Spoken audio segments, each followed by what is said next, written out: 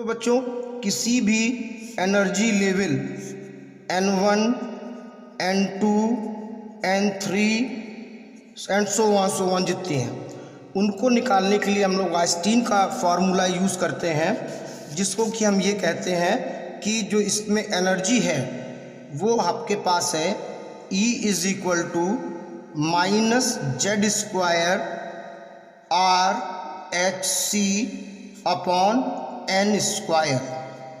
ये energy level निकालने का फार्मूला है।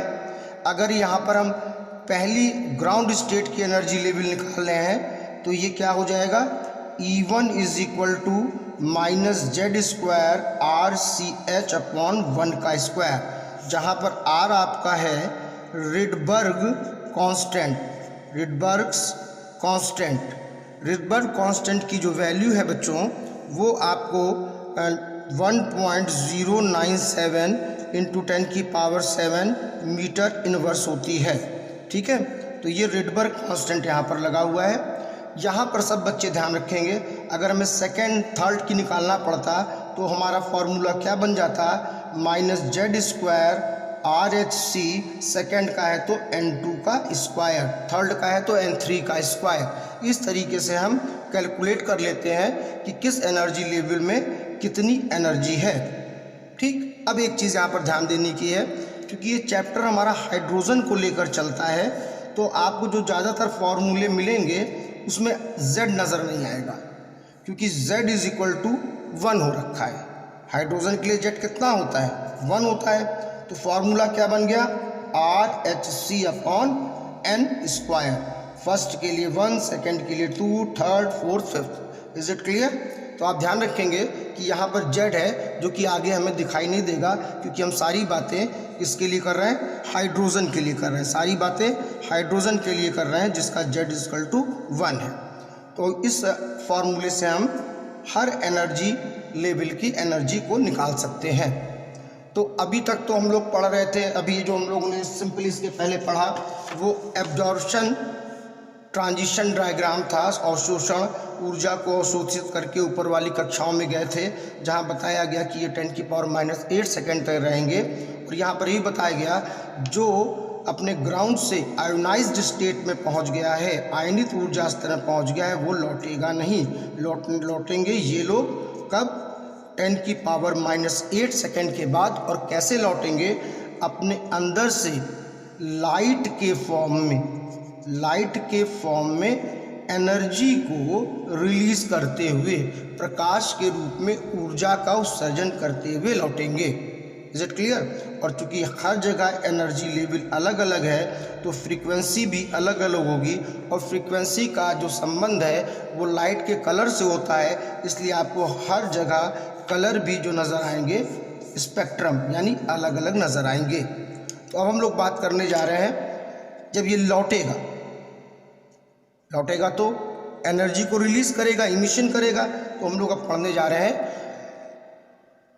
इमिशन ट्रांजिशन डायग्राम, उत्सर्जन संक्रमण आरेख। स्टूडेंट्स, अब यहाँ पर हम देखते हैं कि वो जो इसके पहले हम लोग ने पढ़ा था कि 10 की पावर -8 सेकेंड तक वहाँ पे स्टे करेंगे और फिर वो अपने ग्राउंड स्टेट में ही आएंगे। तो इसको हम अब बताने जा रहे हैं कि जैसे जो यहाँ पर पहुँचा था 10 की पावर -8 सेकेंड बाद वो क्या होगा, अपने ग्राउंड स्टेट की ओर आएगा। ग्राउंड स्टेट में वो इस तरह के आ सकता है, ठीक है, या फिर यहाँ पर ध्यान दीजिएगा आप लोग कि अब वो जो आ रहा है वो किस तरीके से आ रहा है। आना सबको कहाँ है, ग्राउंड स्टेट में, लेकिन जिस तरह सब लोग ग्राउंड स्टेट से एक पर्टिकुलर एक्साइटेड स्टेट में गए थे, यहाँ पर वो शर्त नहीं लागू हो रही है।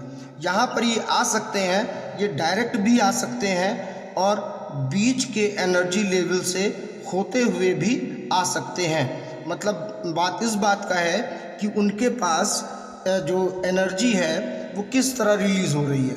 मतलब आना सबको ग्राउंड स्टेट में है, डायरेक्ट भी आ सकते हैं, और आपका हाइयर से हाई, हाई से लो, लो से लोअर, लोअर से ग्राउंड स्टेट में, यानी उच्चतम से उच्च, उच्च से निम्न, निम्न से निम्नतम, निम्न से मूल, इस तरीके से लौट सकते हैं। तो यहाँ पर एक क्वेश्चन और आता है कि जब दोनों के लिए आप N4 ले रहे हैं तो जो आपका ये ट्रांजिशन लाइन, संक्रमण रेखाएं कहलाती हैं, इसमें कम और इसमें ज़्यादा क्यों है? तो ध्यान रखिए, इसमें कम और इसमें ज़्यादा इसलिए हैं क्योंकि जाने की शर्त थी ग्राउंड स्टेट से पर्टिकुलर एक एक्साइटेड स्टेट में ही जाओगे, ठीक है। पर लौटने में क्या था कि आना तो आपको ग्राउंड स्टेट में है, आप किस तरह से एनर्जी रिलीज कर रहे हो, उत्सर्जित कर रहे हो, उस तरीके से आप आओगे। डायरेक्ट कर रहे हो डायरेक्ट आओगे, वरना बीच में एनर्जी लेवल से होते हुए आओगे। इसलिए यहाँ पर ट्रांजिशन लाइंस आपको ज़्यादा दिखाई दे रही हैं। अब एक क्वेश्चन यहाँ पे और अच्छा है जो जिक्र करने वाला है कि आपसे दो आपको डेफिनेशन ध्यान रखनी है। एक आपके पास है डेफिनेशन कि what is the emission potential, ठीक है, उत्तेजन विभव क्या है। और दूसरी हो सकता है what is the ionization potential, आयनन विभव क्या है। तो सिंपल सी बात है, ये दोनों लोग जो हैं वो हैं रिक्वायर्ड मिनिमम पोटेंशियल। ये भी क्या है? Required minimum potential. करना क्या है? Required minimum potential which accelerated one electron in exciting state is called ionization potential। वह आवश्यक न्यूनतम विभव जो एक इलेक्ट्रॉन को उत्तेजित कक्षाओं में त्वरित कर सके, एक्सेलरेट कर सके, उत्तेजन विभव कहलाता है।